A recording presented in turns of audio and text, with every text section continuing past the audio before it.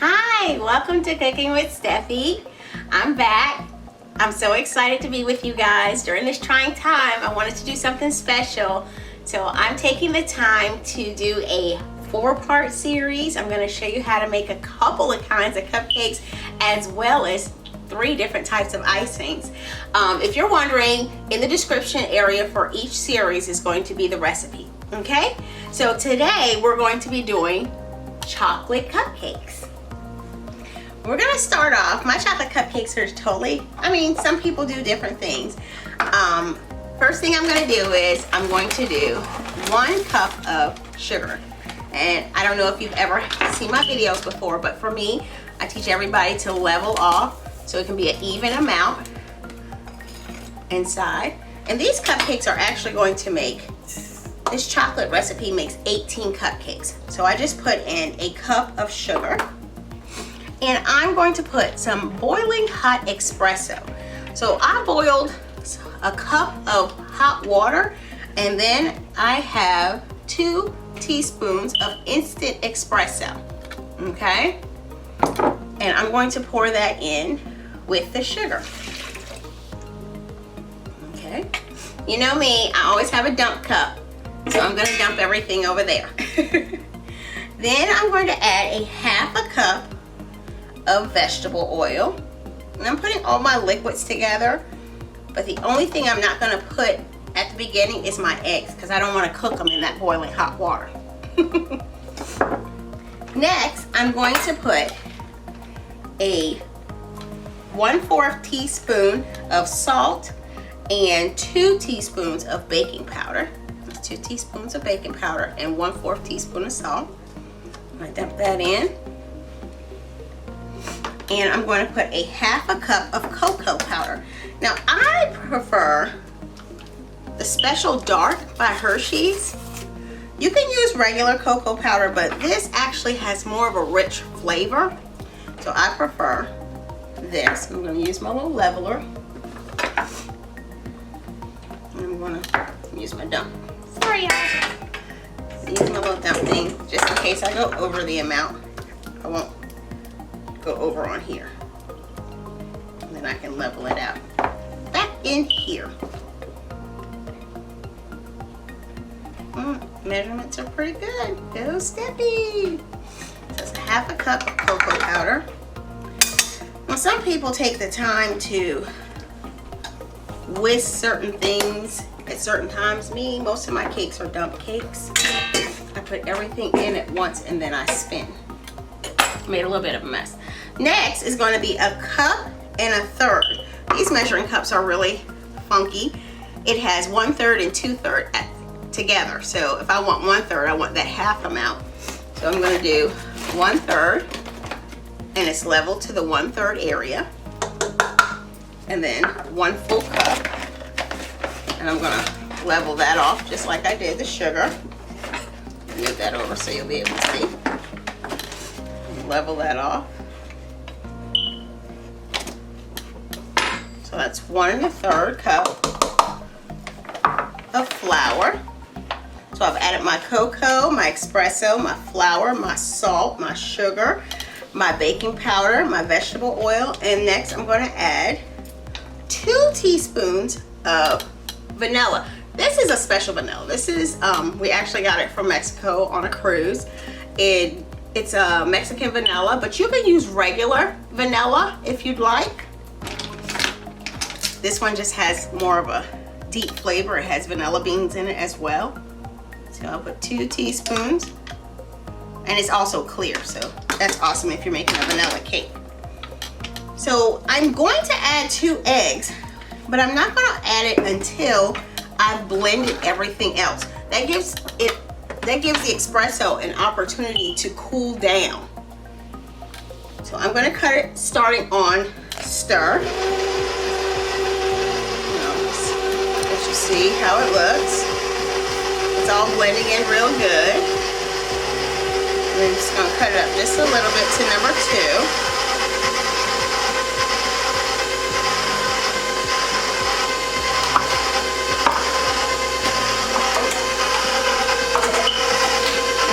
doing it for a couple minutes, I'm going to take my spoon and I'm going to scrape down the sides so that everything can be incorporated evenly. Scrape down the sides, scrape down the spatula. And you can do this by hand. Don't get discouraged. I have a handheld mixer I use. I do things by hand. This is just a little quicker for me to do it this way. Either way, it works. It always turns out the same way for me. But because I'm doing so many recipes, I just want to quickly get it done for y'all. So I'm going to put it back on stir, and this time I'm going to add my 2 eggs in a little dump bowl. 1 egg. Let that 1 egg mix in pretty good. Once I see the yellow mixing in and blending, and then I'm going to add 2 eggs. My eggs have been sitting out, not for too long, just enough so that it can be tempered and not too cold, since I'm going to have a warm mix. And then I'm going to start it up to number 2 again, maybe even 3. It's nice and silky smooth, as you can see.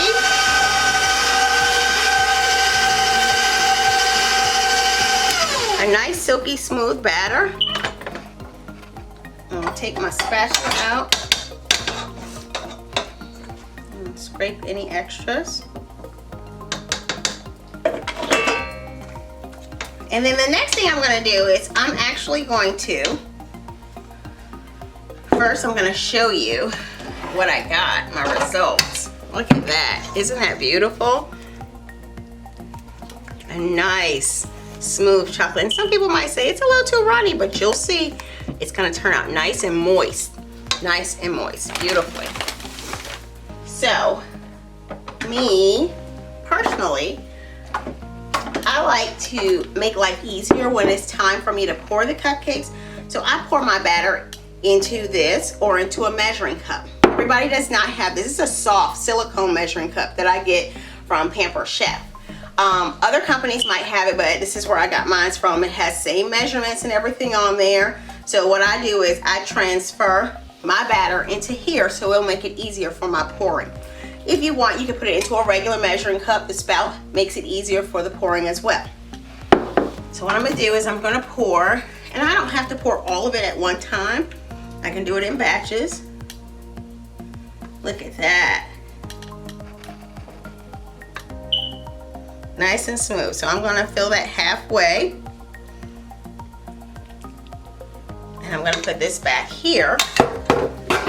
And then I'm going to, let me move this over, get my